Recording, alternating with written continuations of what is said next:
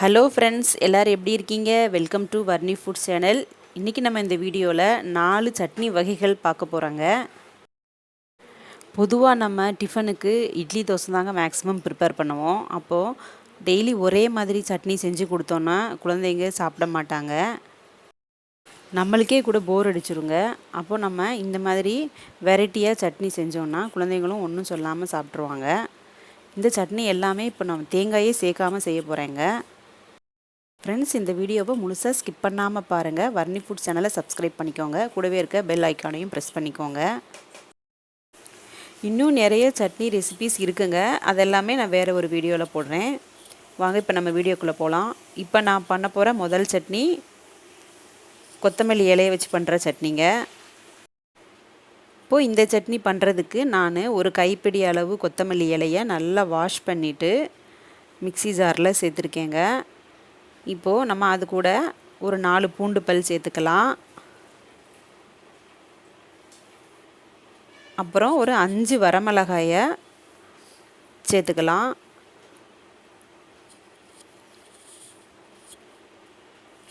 கொஞ்சமாக புளி,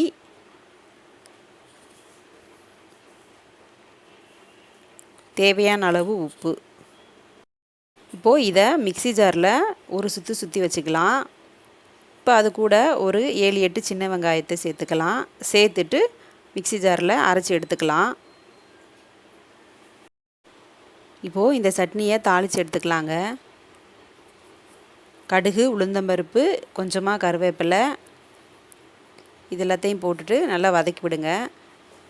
கடுகு, உளுந்தம்பருப்பு வெடித்ததும் நம்ம அரைச்சி வச்சுருக்கிற இந்த சட்னி பேஸ்ட்டை இதில் சேர்த்துட்டு ஒரு 2 நிமிஷம் கொதிக்க விட்டுக்கலாம்.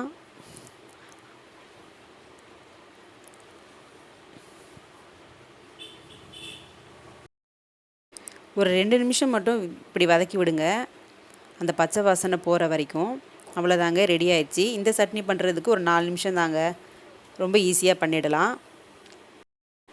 இப்போது அடுத்து ரெண்டாவதாக நான் பண்ண போகிற சட்னி உளுந்தம்பருப்பு சட்னிங்க. இந்த உளுந்தம்பருப்பு சட்னிக்கு நான் இப்போ ஒரு 3 ஸ்பூன் உளுந்து லைட்டாக ஃப்ரை பண்ணுறேன்.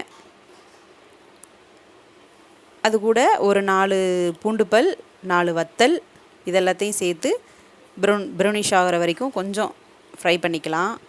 ஒரு துண்டு புளி போட்டுக்கலாம். பாருங்கள், இப்போ லைட்டாக பொன்னிறமாக வந்துருச்சு. இப்போது நம்ம இதை எடுத்துகிட்டு ஒரு பாத்திரத்தில் மாற்றி வச்சுக்கலாம். இது கூட ஒரு ஸ்பூன் வர கொத்தமல்லியை நம்ம இப்போ ஆட் பண்ணலாம். ஆட் பண்ணிவிட்டு இதையும் நம்ம ஒரு நிமிஷம் மட்டும் நல்லா ஃப்ரை பண்ணுங்கள். ரொம்ப ஃப்ரை பண்ணால் கொத்தமல்லி கருகிடும். இப்போ இதையும் சேர்த்து மிக்ஸி ஜாரில் அரைச்சி எடுத்துக்கலாம்.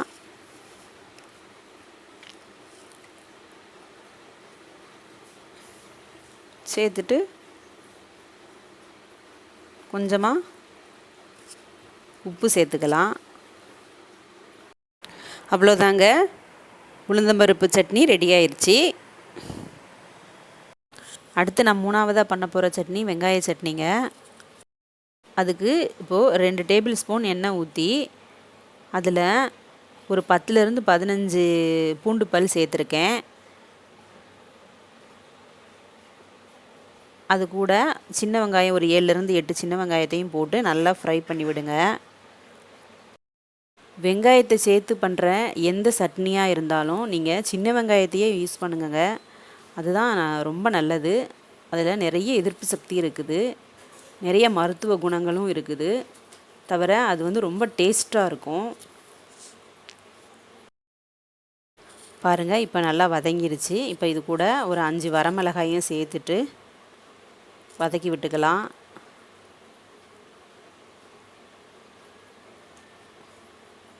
கொஞ்சமாக புளியையும் சேர்த்துக்கோங்க. கொஞ்சம் ஆறட்டுங்க.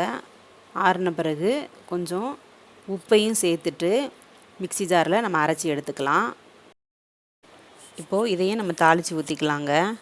கடுகு, உளுந்தம்பருப்பு, கருவேப்பிலை போட்டுட்டு இதுலேயே நம்ம சட்னி அரைச்சி வச்சுருக்கிற பேஸ்ட்டையும்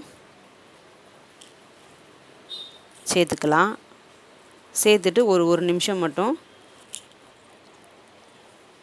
வதக்கிக்கோங்க. அவ்வளோதாங்க, ரெடி ஆயிடுச்சு.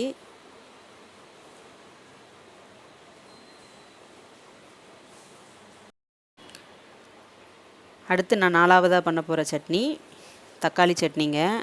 இதுக்கு இப்போது நான் 10லேருந்து 15 சின்ன வெங்காயத்தை வதக்கிக்கலாம். இப்போ இது கூட 3 மிளகா, 4 பூண்டுப்பல் இதெல்லாத்தையும் சேர்த்துட்டு நம்ம பொன்னிறமாக வர வரைக்கும் வதக்கி எடுத்துக்கலாம். அப்புறம் ஒரு 5லேருந்து 6 சின்ன தக்காளி பொடியாக கட் பண்ணது நம்ம இதில் சேர்த்துட்டு நல்லா வதக்கி விட்டுக்கலாம்.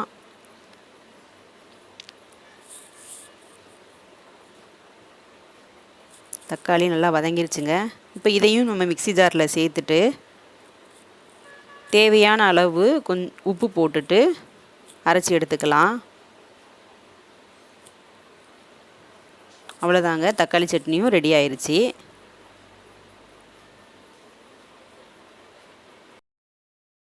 இந்த 4 சட்னி ரெசிபீஸும் உங்களுக்கு யூஸ்ஃபுல்லாக இருக்கும்னு நினைக்கிறேன்.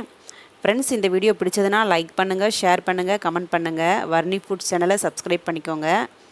அடுத்து வேறு ஒரு ரெசிபியோட அடுத்த வீடியோவில் சந்திக்கிறேன். நன்றி, வணக்கம்.